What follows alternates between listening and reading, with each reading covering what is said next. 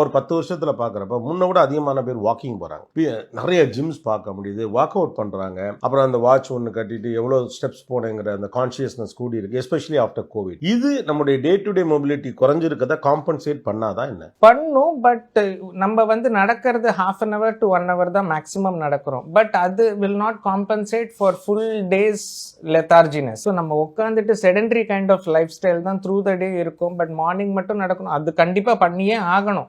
ஆனா அது மட்டும் பத்தாது. If they are doing it through the week, 7 days a week பண்றாங்கன்னா பியூட்டிஃபுல். பட் நம்ம ஒரு 3 நாள் 4 நாள் பண்ணுவோம், 5வது நாள் டயர்டா இருக்கும், இல்ல நைட்டு வேலையை முடிச்சுட்டு வீட்டுக்கு வரதுக்கு லேட் ஆயிடும், தூங்கிடுவோம். ஸோ அந்த மிஸ் பண்ணாம ரெகுலரா பண்ணிட்டு இருந்தாங்கன்னா அது போதும். பட் அது நடுவில் பிரேக் ஆயிட்டே இருந்துச்சுன்னா தான் கஷ்டம். எனக்கு சில சிம்டம்ஸ் பத்தி தெரிஞ்சுக்கணும் அப்படிங்கிறதுக்காக இந்த கொஸ்டின் ஒரு காமன் மேன் கொஸ்டின். ஆக்டிவா இருக்கும், நிறைய வேலை பார்க்குறோம், டயர்டா நல்லா தூங்குறோம், ஒரு 7 மணி நேரம் தூங்கி எந்திரிச்சா உடம்பெல்லாம் வலிக்குது. நிறைய பேர்கிட்ட நான் கேட்கிறேன், even I also face experience sometimes. தூங்கி எந்திரிக்கல உடம்புலாம் ஃபுல்லா டைட்டா உடம்புலாம் வலிக்கிற மாதிரி இருக்கு. இது என்ன சிம்டம்? இது பாடி வீக்கா இருக்கா, மசில் வீக்கா இருக்கா, எலும்பு வீக்கா? உங்களுக்கு எதுவுமே வீக்கா இல்ல. One, you are over work, கொஞ்சம் ஜாஸ்தி வேலை பார்க்குறீங்க, அதனால உடம்பு ரொம்ப டயர்ட் ஆகுது. 2வது, உங்கள் மேட்ரஸ் ரொம்ப சாஃப்டாக இருந்தாலும் இது மாதிரி பாடி பெயின் வரும். உங்களுக்கு கொஞ்சம் ஃபர்ம் மேட்ரஸ் தேவை. ஒரு காயர் அண்ட் ஃபோம் வச்சு நல்லா ஃபர்மாக இருக்கணும். உங்களுக்கு படுத்தா சப்போர்ட் கொடுக்கணும் அந்த மேட்ரஸ். இந்த கன்வீனியன்ஸ் எல்லாம் இங்கே பிரச்சனையில தான் வருது. இல்லை, மேட்ரஸ் வந்து கொஞ்சம் டஃப்பாக தான் இருக்கணும், கொஞ்சம் ஃபர்மாக தான் இருக்கணும். நீங்கள் படுத்தீங்கன்னா தபக்குன்னு உள்ளே போயிடும். மெமரி ஃபோம்லாம் இருக்கும், அந்த மெமரி ஃபோம்லாம் போட்டு நாள் ஃபுல்லாக நீங்கள் படுத்தீங்கன்னா கண்டிப்பாக பாடி பெயின் வரும். ஸோ அது வந்து கொஞ்சம் சப்போர்ட்டோட அடியிலிருந்து மேலே தின் மெமரி ஃபோம் இருந்துச்சுன்னா ப்ராப்ளம் கிடையாது.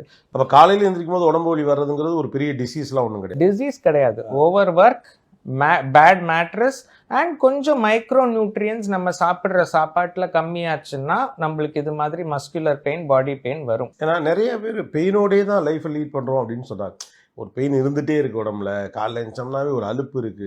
ஏன்னா மார்னிங் அலுப்பாக இருந்தால் அந்த டே அவ்வளோ ப்ராஸ்பரஸாக ரொம்ப ரொம்ப கஷ்டங்க. நாள் ஃபுல்லாக நம்ம வேலை பார்க்கணுன்னா எந்திரிக்கும் போது ஐயோ அப்பா திருப்பி படுத்தா பெட்டர்னு எந்திரிச்சு நம்மளால வேலை பார்க்க முடியாது. ஸோ மைக்ரோ நியூட்ரியன்ஸ் ரொம்ப இம்பார்ட்டண்ட். ஸோ இது வந்து நிறைய மெடிசின்ஸில் வருது. நீங்கள் உங்கள் டாக்டரை போய் கேட்டிங்கன்னா கண்டிப்பாக சொல்லுவாங்க. இது எடுத்தீங்கன்னாலே உங்களுக்கு ஒரு புத்துணர்ச்சி வந்த மாதிரி இருக்கும்.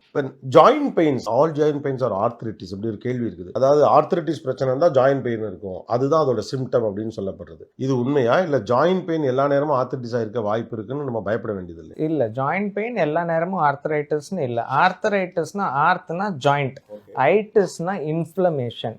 ஸோ மூட்டோட எரிச்சல் தான் நம்மளுக்கு ஆர்த்ரைட்டிஸ்னு பேர். ஸோ இப்போ ஆர்த்ரைட்டிஸ் எந்த ஜாயிண்ட்ல வலி வந்தாலும் அது ஆர்த்ரைட்டிஸ் தான், அதோட ஜாயிண்டோட இன்ஃப்ளமேஷன் அண்ட் வலி. ஆனால் அதோட காரணங்கள் பலவிதம். இப்போ நான் சொன்ன மாதிரி ஐடி ப்ரொஃபஷனல் கை அசைக்காமல் இருக்காங்க, காலையில் எந்திரிக்கும் போது கையை இப்படி நீட்டி மடக்கும் போது அவங்களுக்கு எல்போவில் பெயின் இருக்குன்னா அது ஆர்த்ரைட்டிஸ் கிடையாது. அதே இது 60 வயசு ஒருத்தர் அவங்க படிக்கட்டு ஏறும்போது முட்டி வலிக்குது, அது கண்டிப்பாக ஆர்த்ரைட்டிஸ்.